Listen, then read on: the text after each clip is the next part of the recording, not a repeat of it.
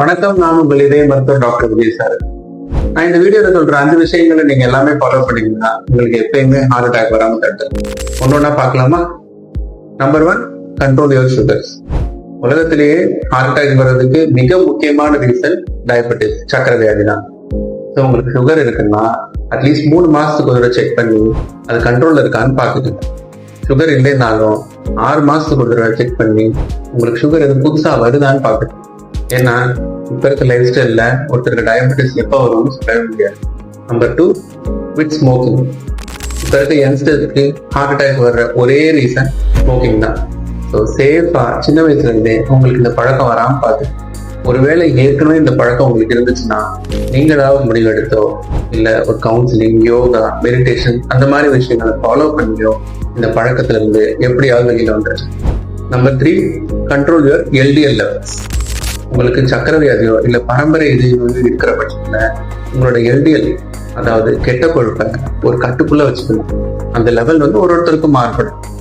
அதுக்கு உணவு பழக்கத்தை மாத்திக்கிறதோ இல்ல தேவைப்பட்ட டேப்லெட்டோ எடுக்க வேண்டியிருக்கும். Number 4, control your taste buds. நல்லா ஞாபகம் வச்சுக்கோங்க, டேஸ்டா இருக்கிற உணவெல்லாம் எப்பயுமே ஆபத்து தான்.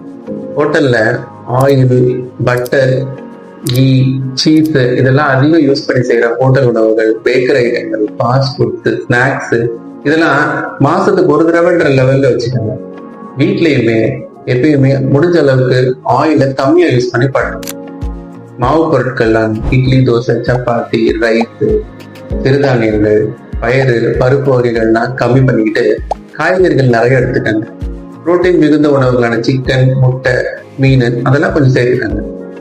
5வது விஷயம் தாங்க ரொம்ப முக்கியம், ஹேவ் எ மீ டைம்.